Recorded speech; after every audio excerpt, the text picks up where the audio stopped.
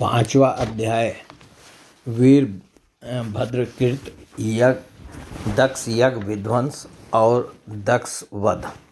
श्री मैत्रेय जी कहते हैं, महादेव जी ने जब देव ऋषि नारद के मुख से सुना कि अपने पिता दक्ष से अपमानित होने के कारण देवी सती ने प्राण त्याग दिए हैं और उसकी यज्ञ वेदी से प्रकट हुए रेभुओं ने उनके पार्षदों की सेना को मारकर भगा दिया है, तब उन्हें बड़ा ही क्रोध हुआ। उन्होंने उग्र रूप धारण कर क्रोध के मारे होठ चबाते हुए अपनी एक जटा उखाड़ ली, जो बिजली और आग की लपट के समान दीप्त हो रही थी, और सहसा खड़े होकर बड़े गंभीर अट्ठास के साथ उसे पृथ्वी पर पटक दिया। उससे तुरंत ही एक बड़ा भारी लंबा चौड़ा पुरुष उत्पन्न हुआ। उसका शरीर इतना विशाल था कि वह सर्प को स्पर्श कर रहा था।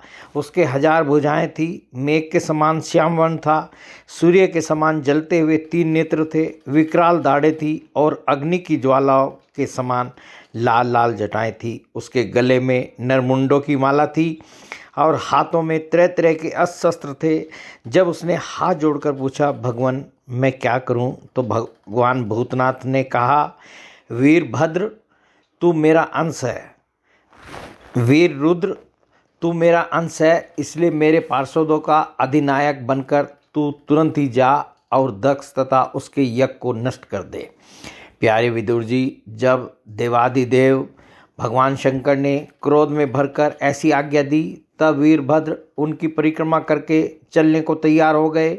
उस समय उन्हें ऐसा मालूम होने लगा कि मेरे वेग का सामना करने वाला संसार में कोई नहीं है और मैं बड़े से बड़े वीर का भी वेग सहन कर सकता हूँ। वे भयंकर सिंहनाद करते हुए एक अति कराल त्रिशूल हाथ में लेकर दक्ष के यज्ञ मंडप की ओर दौड़े। उनका त्रिशूल संसार संहारक, मृत्यु का भी संहार करने में समर्थ था। भगवान रुद्र के और भी बहुत से सेवक गर्जना करते हुए उनके पीछे हो लिए। उस समय वीरभद्र के पैरों के निर्पुरादि आभूषण झनन झनन बजते जाते थे। इधर यज्ञशाला में बैठे हुए ऋतु यजमान सदस्य तथा अन्य ब्राह्मण और ब्राह्मणियों ने जब उत्तर दिशा की ओर धूल उड़ती देखी, तब वे सोचने लगे, अरे यह अंधेरा कैसे होता आ रहा है,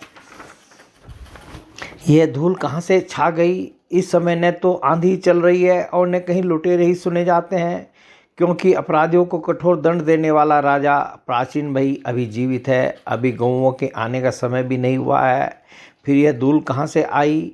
क्या इसी समय संसार का प्रलय तो नहीं होने वाला है।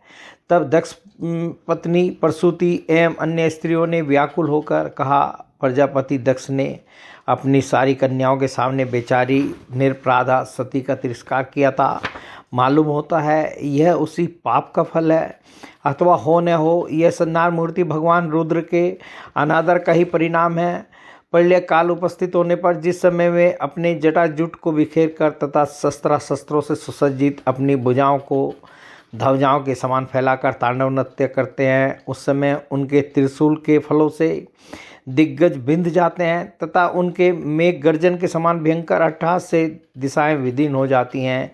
उस समय उनका तेज असह्य होता है। वे अपने भौहें टेढ़ी करने के कारण बड़े दुर्धर्ष जान पड़ते हैं और उनकी विकराल दाढ़ों से तारागण अस्त व्यस्त हो जाते हैं। उन क्रोध में भरे हुए भगवान शंकर को बार बार कुपित करने वाला पुरुष साक्षात विधाता ही क्यों न हो, क्या कभी उसका कल्याण हो सकता है। जो लोग महात्मा दक्ष के यज्ञ में बैठे थे, वे भय के कारण एक दूसरे की ओर कातर दृष्टि से निहारते हुए ऐसे ही तरह तरह की बातें कर रहे थे कि इतने में ही आकाश और पृथ्वी में सब और सहस्रों भयंकर उत्पात होने लगे। विदुर जी, इसी समय दौड़कर आए हुए रुद्र सेवकों ने उस महान यज्ञ मंडप को सब ओर से घेर लिया। वे सब तरह तरह के अस्त्र लिए हुए थे। उनमें कोई बौने, कोई भूरे रंग के, कोई पीले और कोई मगर के समान पेट और मुख वाले थे। उनमें से किन्हीं ने प्रांगवंश यज्ञशाला के पूर्व और पश्चिम के खंभों के बीच में आड़े रखे हुए डंडे को तोड़ डाला। किन्हीं ने यज्ञशाला के पश्चिम की ओर स्थित पत्नीशाला को नष्ट कर दिया। किन्हीं ने यज्ञशाला के सामने का सभा मंडप और मंडप के आगे उत्तर की ओर स्थित आग्नेन्द्र शाला को तोड़ दिया। किन्नी ने यजमान गृह और पाकशाला को तहस नहस कर डाला। किन्नी ने यज्ञ के पात्र फोड़ दिए। किन्नी ने अग्नियों को बुझा दिया। किन्नी ने यज्ञ कुंडों में पेशाब कर दिया और किन्नी ने वेदी की सीमा के सूत्रों को तोड़ डाला। कोई कोई मुनियों को तंग करने लगे, कोई स्त्रियों को डराने धमकाने लगे और किन्नी ने अपने पास होकर भागते हुए देवताओं को पकड़ लिया। मणिमान ने भृगु ऋषि को बांध लिया। वीरभद्र ने प्रजापति दक्ष को कैद कर लिया तथा चंडिस ने पूषा को और नंदीश्वर ने भग देवता को पकड़ लिया। भगवान शंकर के पार्षदों की यह भयंकर लीला देखकर तथा उनके कंकड़ पत्थरों की मार से बहुत तंग आकर वहाँ जितने ऋत सदस्य और देवता लोग थे सब के सब जहाँ तहाँ भाग गए। भृगुजी हाथ में सुरुआ लिए हवन कर रहे थे।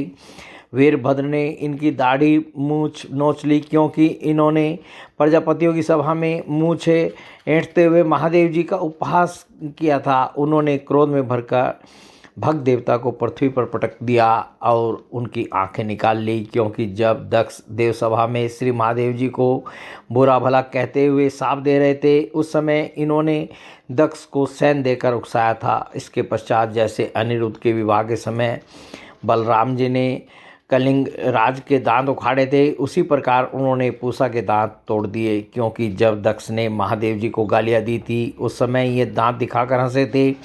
फिर वे दक्ष की छाती पर बैठकर एक तेज तलवार से उसका सिर काटने लगे, परंतु बहुत प्रयत्न करने पर भी वे उस समय उसे धड़ से अलग न कर सके। जब किसी भी प्रकार के अस्त्रों से दक्ष की त्वचा नहीं कटी तब वीरभद्र को बड़ा आश्चर्य हुआ और वे बहुत देर तक विचार करते रहे।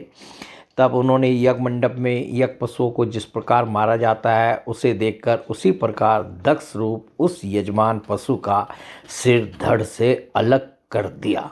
यह देखकर भूत प्रेत और पिशाच आदि तो उनके इस क्रम की प्रशंसा करते हुए वाह वाह करने लगे और दक्ष के दल वालों में हाहाकार मच गया। वीरभद्र ने अत्यंत कुपित होकर दक्ष के सिर को यज्ञ की दक्षिणाग्नि में डाल दिया और उस यज्ञशाला में आग लगाकर यज्ञ को विध्वंस करके वे कैलाश पर्वत को लौट गए।